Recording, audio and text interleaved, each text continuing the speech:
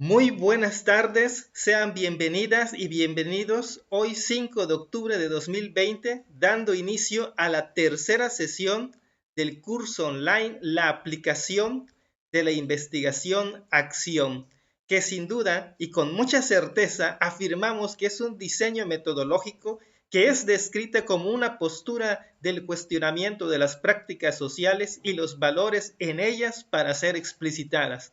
Además, sistematizándolo desde una visión técnica, práctica y crítica. Muy buenas tardes. El día de hoy vamos a empezar con algo que ustedes siempre tienen pendiente, que es acerca del producto número 3. En esta ocasión, el producto número 3 consiste en este pequeño componente teórico que es recomendable leerse. Y después entramos a una serie de instrucciones que dicen, considerando uno de los ejemplos que realizó en el producto número 2, resuelva los siguientes elementos, que son unas preguntas y una pequeña tablita, ¿no? ¿Qué está sucediendo ahora? ¿En qué sentido es problemático? ¿Qué puede hacer al respecto? Eh, entonces, a partir de ello, identificamos algunas áreas en las que usted podría mejorar la situación de clase siguiendo la matriz que a continuación se presenta. Y posteriormente, hacer una serie de preguntitas que serían, ¿son problemas que se pueden investigar? ¿Puedo hacer algo sobre esta situación? Y finalmente, ¿puedo esperar que ocurra un cambio? Recordando que siempre cuando empezamos una hipótesis, siempre pienso que si hago esto, tal o cual cosa podría ocurrir. Y ustedes a continuación pueden hacer clic para descargar el contenido anterior y aquí mismo pudieran elaborar el trabajo y este mismo documento subirlo en el momento indicado para que puedan entregar el documento correspondiente. Bueno, continuando con el orden del día, tenemos a un especialista de la Benemérita Escuela Normal Rural, Justo Sierra Méndez, acompañándonos el día de hoy, que es también una persona muy estimada y con la que trabajamos también en colaboración en la misma institución. Ella se llama Ada Alejandrina Peniche Lozano y es una maestra que el día de hoy nos va a impartir el tema de la aplicación de la investigación-acción. Y sin más preámbulo, le cedemos el micrófono a la ponente que nos acompaña el día de hoy. Mucho éxito y esperamos que disfruten este trabajo que se está haciendo con la mejor intención para cada una y una de ustedes, para compartir el conocimiento. Muchas gracias, maestro Isaac. Pues realmente buenas tardes a todos y todas. Deseo que se encuentren muy bien de salud junto con sus seres queridos. También es momento para felicitar a todos los docentes por la labor tan valiosa que desempeñan dentro de una sociedad tan dinámica. Me voy a permitir compartir pantalla.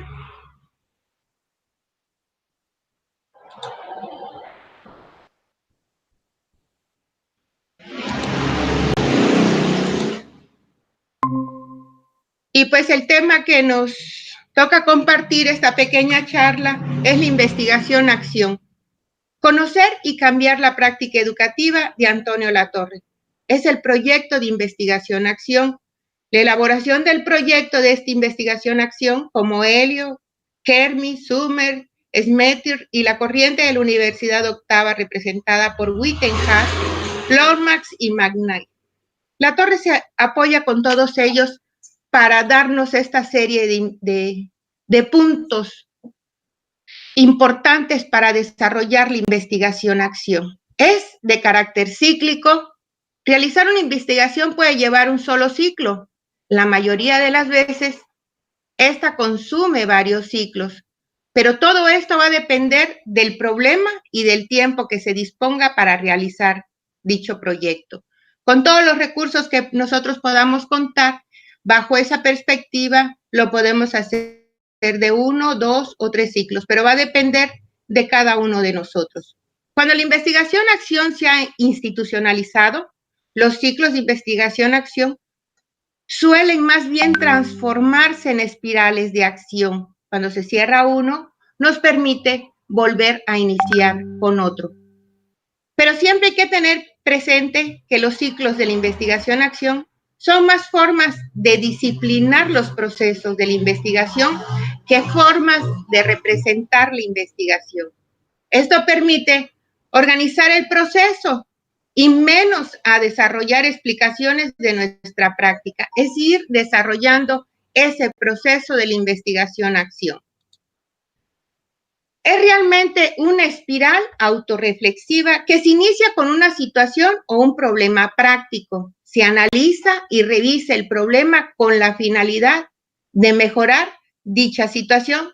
Se implementa el plan o la intervención a la vez que se va observando, reflexionando, analizando y evaluar para volver a replantear un nuevo ciclo. Cualquiera diría que esto es algo normal y de sentido común, que cada persona práctica que desempeña el profesorado planifica, actúa, observa y reflexiona. Claro, por supuesto, planificamos de manera anual, semestral, y lo desarrollamos, lo aplicamos. Claro que lo observamos y lo reflexionamos. Este es nuestro quehacer diario. Pero en el proceso de investigación-acción se hace de manera muy cuidadosa, sistemática y con mayor rigor que en la vida cotidiana, lo que trabajamos en el aula. El diseño de un proyecto de investigación-acción para Escudero podría articularse en torno a estas fases. Primero, identificar inicialmente de un problema, tema o propósito sobre el que va uno a indagar, analizar con ciertos detalles la propia realidad para captar el cómo está ocurriendo esa situación y comprender por qué ocurre. Elaborar un plan estratégico razonado de actuación crea las condiciones para llevarlo a la práctica y realizarlo. Controlar la evidencia, las consecuencias y el resultado de su desarrollo. Es reflexionar críticamente sobre lo que sucedió, intentando elaborar una cierta teoría situacional y personal de todo el proceso. El plan incluye la revisión o diagnóstico del problema o idea general de investigación. La acción realmente se refiere a la implementación de ese plan de acción. La observación incluye una evaluación de la acción a través de métodos y técnicas apropiados. La reflexión significa reflexionar sobre los resultados de la evaluación y sobre la acción total y procesos de la investigación, lo que puede llevar a identificar un nuevo problema o problemas y, por supuesto, a un nuevo ciclo de planeación, acción, observación y reflexión. Antes de iniciar el ciclo de investigación,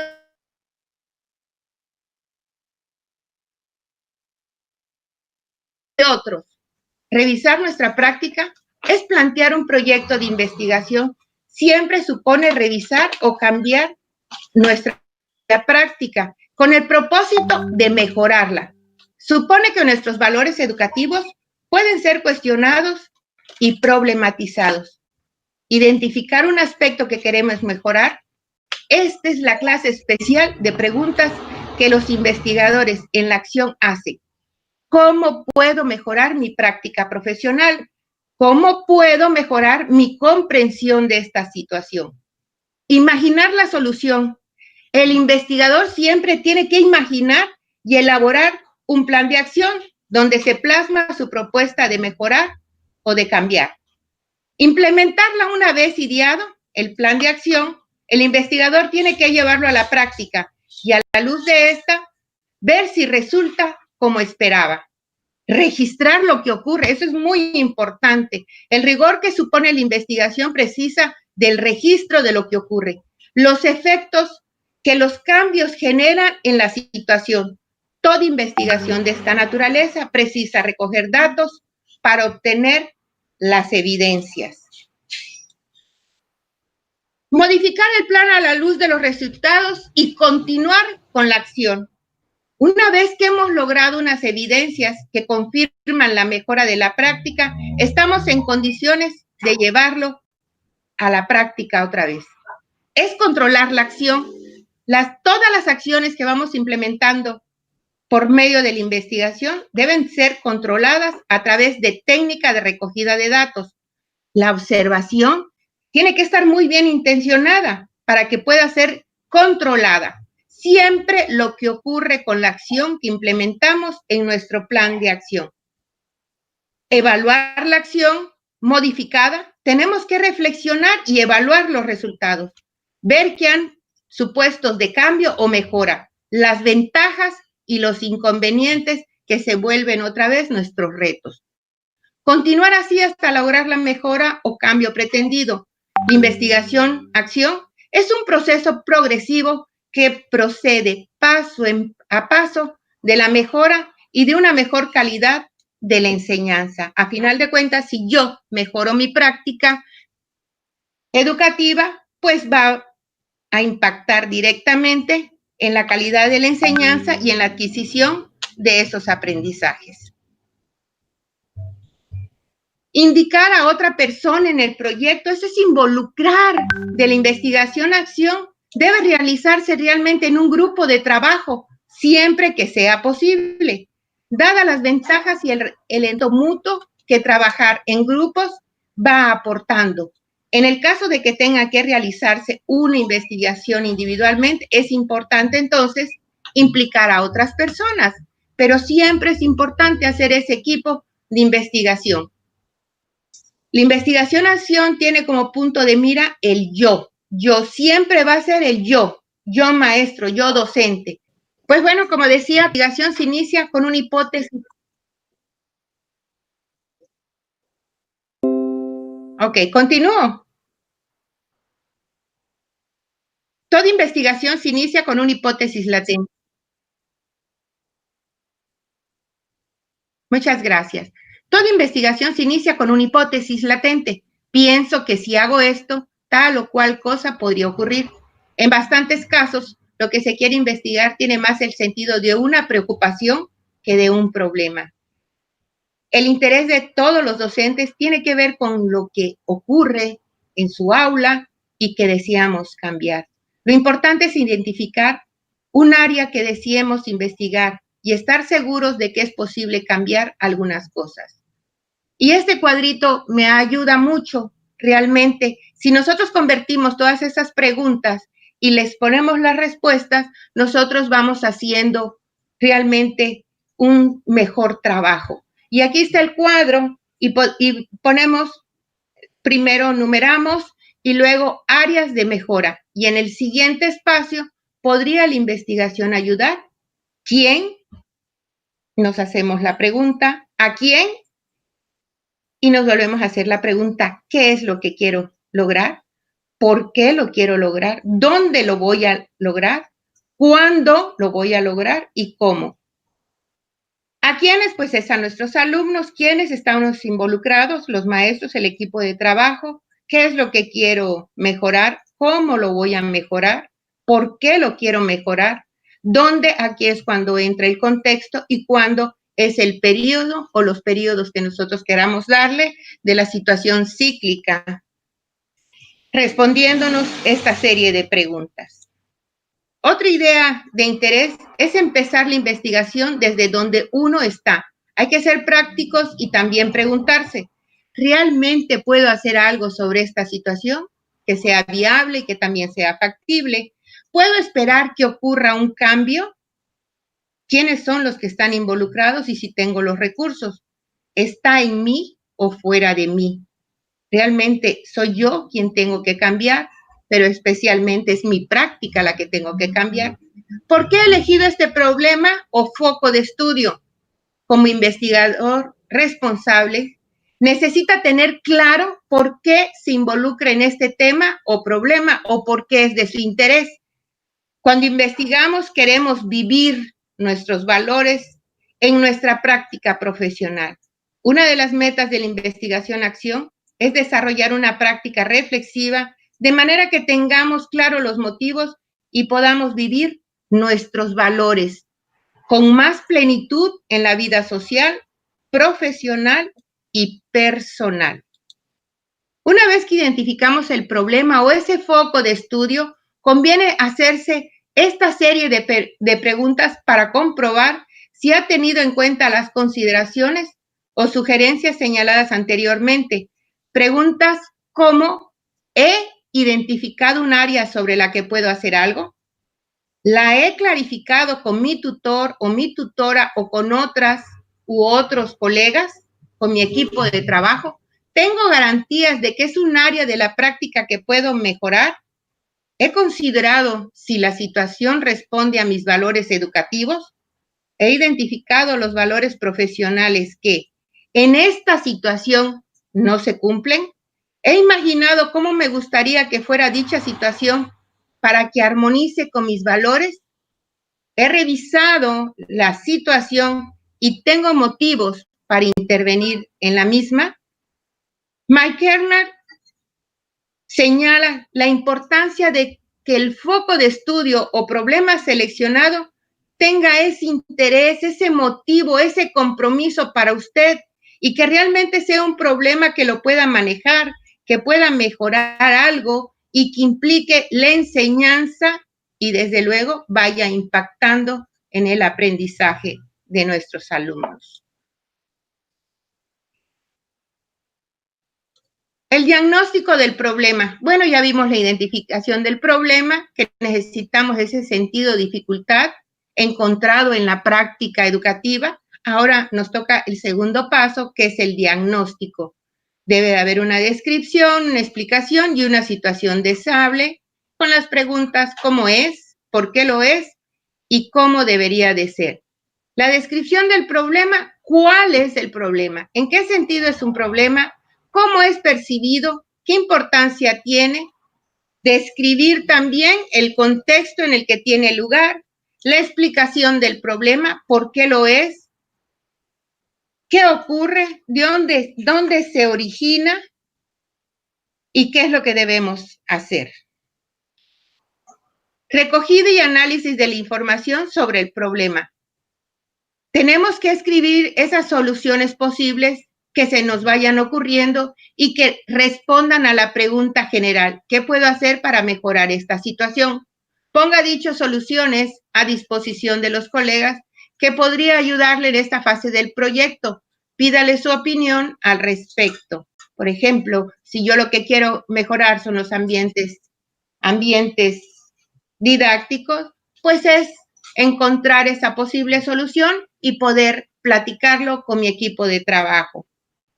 Esto me va a permitir hacer una revisión documental. Para ello necesito hacer esa revisión documental o bibliográfica. Elijo un par de palabras claves o descriptores referente al tema y averigüe quién o quiénes están estudiando el tema. Aquí es tener ese conocimiento de cómo lo han manejado otros investigadores y conocer el estado del tema que nosotros nos preocupa o nos motiva. Una vez realizado la revisión documental, conviene que realice algunas preguntas de comprobación. ¿Dispongo de suficiente información relacionada con el tema de estudio? ¿He leído suficiente sobre la metodología? ¿Tengo previsto libros o artículos que me falten? ¿He pensado en el equipo de trabajo que realmente me va a aconsejar? Y por último de estos tres momentos es la hipótesis de acción o esa acción estratégica. Whitehead define la reconstrucción de la teoría de los docentes investigadores a través de una forma viva de preguntas y respuestas. Señala que el significado, el acuerdo y la contradicción, la verdad y la falsedad no pertenecen a las proposiciones en sí, sino que pertenecen a las proposiciones en cuanto a respuestas a preguntas. ¿Cómo puedo mejorar mi práctica docente? Para Eliot, Una hipótesis de acción es un enunciado que relaciona una idea con una acción. Una pregunta es la idea, con una respuesta que es la acción. ¿Cómo podría mejorar el rendimiento de mis alumnos en la asignatura de biología? A través del aprendizaje cooperativo. La hipótesis se plantea mediante formas vivas de preguntas y respuestas. Whitehead nos comenta que la hipótesis de acción son propuestas que deben considerarse como ideas inteligentes y no como soluciones correctas. No es llegar a la perfección, sino que realmente impacte mi práctica educativa. Elio pone algunos ejemplos de preguntas de hipótesis de acción. Los alumnos se muestran insatisfechos con los métodos de evaluación utilizados. ¿Qué podemos hacer para mejorar la evaluación? Los alumnos pierden bastante tiempo en clases. Hacer esa reflexión me va a permitir hacerme la siguiente pregunta. ¿Qué podría hacer para mejorar su aprovechamiento, esa adquisición de ese conocimiento?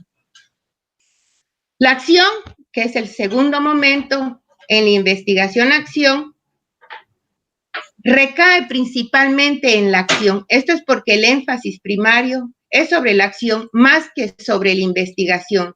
La investigación es asimismo revisada, pero su función principal es servir a la acción. La acción es meditada, controlada, fundamentada e informada críticamente.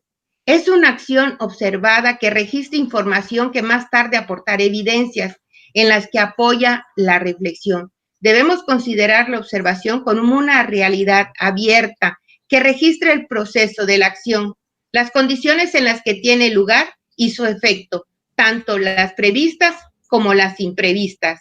La acción es deliberada y está controlada. Se proyecta como un cambio cuidadoso y reflexivo de la práctica. No está exenta de riesgos, pues se enfrenta a limitaciones políticas y materiales, por lo cual los planes de acción deben ser flexibles y estar abiertos al cambio. McKnight y otros señalan algunas características que debe ocurrir en la acción. En la investigación-acción debe haber una acción informada. Indagar en la acción en sí es un método para asegurarse que la acción está realmente informada. Significa investigar sistemáticamente las propias acciones y motivos, tratando de descubrir e interpretar críticamente, estando abiertos a todos esos puntos de vista, alternativas para reducir los sesgos. Debe ser una acción comprometida. Esta debe de ser acción comprometida. Significa que su actuación se apoya en un fuerte compromiso de buscar la mejora de la actuación. Esta situación actual. La investigación-acción no es un buen método para implementar los dictados de otra gente. No puede ser copiados de otra persona. Tienen que ser implementados por el mismo investigador. Una acción intencionada debe ser asimismo elaborar planes, implementarlos y evaluarlos. Son esos aspectos del proceso. Los investigadores en la acción actúan con una intención y la intención es mejorar la práctica educativa. Pero todo esto lo debemos de tener controlado, que es la acción. Deberá ser muy sistemático en el control de la acción y en la generación de datos. Es importante los resultados de la investigación-acción. Es el cambio que genera en la comprensión de la práctica profesional. Necesita mostrar cómo ha ido. Hay que mostrar y demostrar que va ocurriendo el cambio describiendo el proceso. Es importante la recogida de datos. Tiene importancia en diferentes aspectos del proceso de la investigación. Servirá para apoyar en el momento de la reflexión que han generado evidencia sobre su práctica. Esto le ayudará a explicitar los puntos donde los cambios han tenido lugar. Ser sistemático significa que la recogida de datos se realiza conforme a un plan y los datos se utilizan para apoyar la evidencia de estos cambios. Enumérelas del 1 al 5, que haya un orden de preferencia. Esta tarea le va a ayudar a identificar las técnicas y que se sienta más seguro.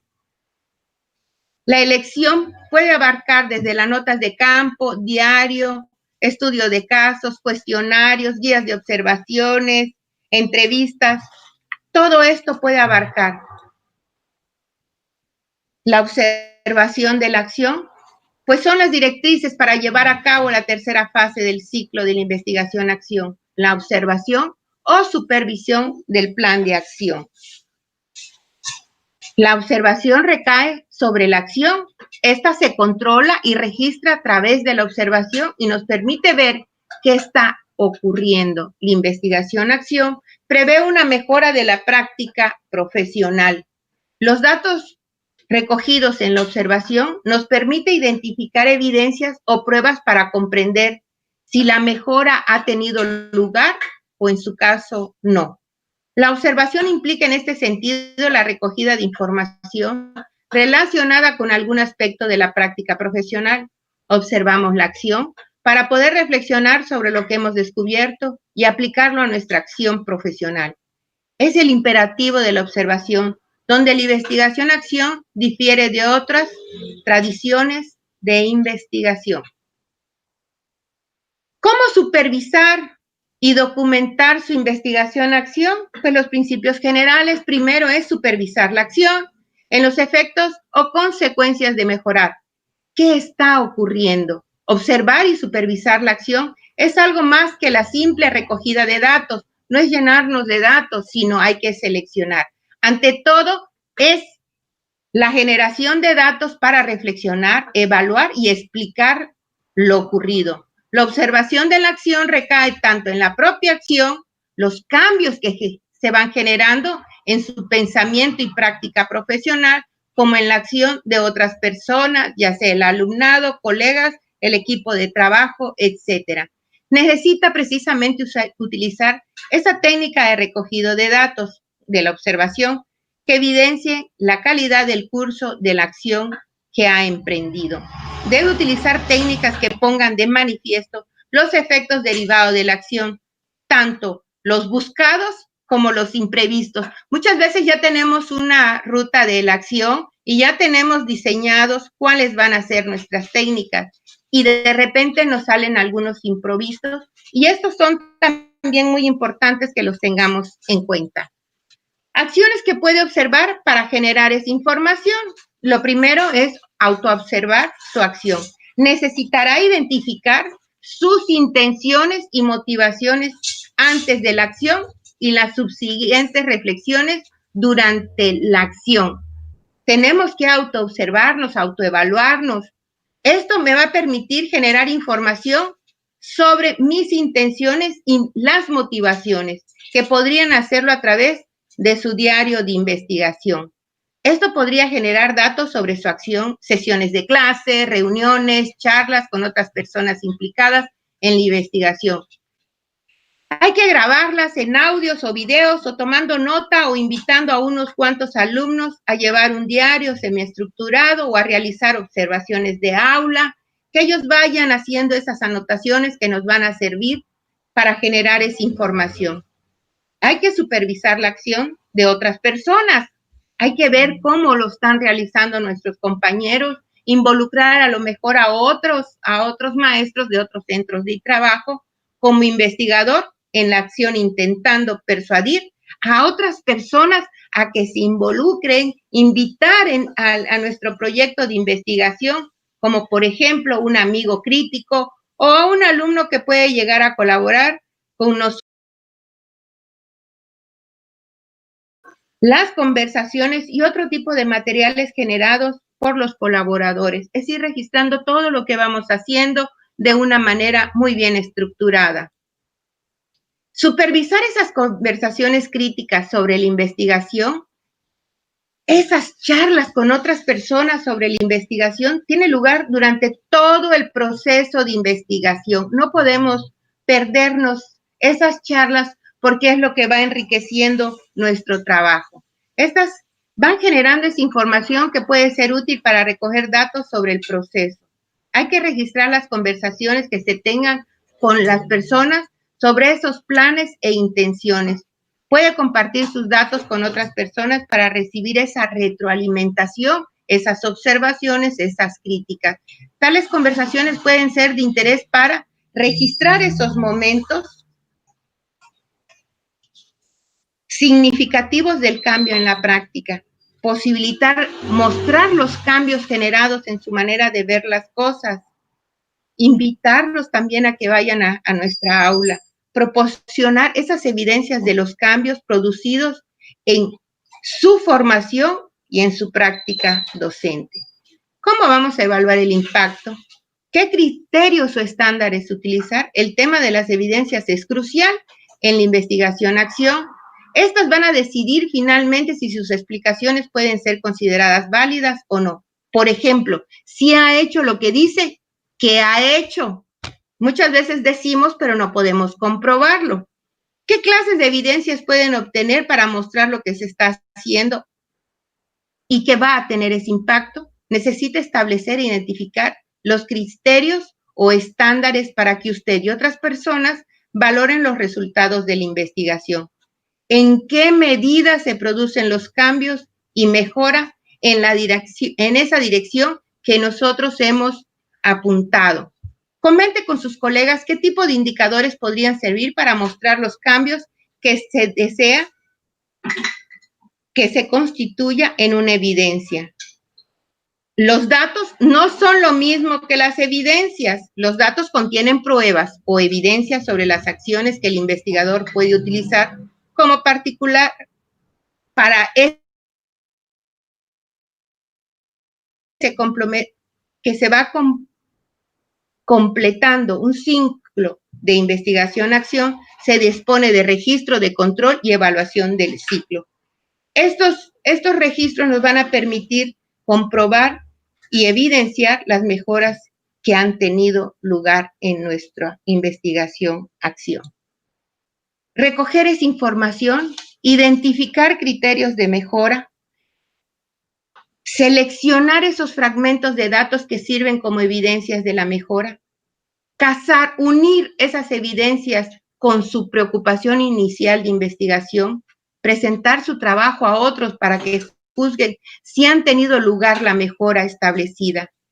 ¿Cómo garantizar que esos juicios sean razonables, validados y precisos?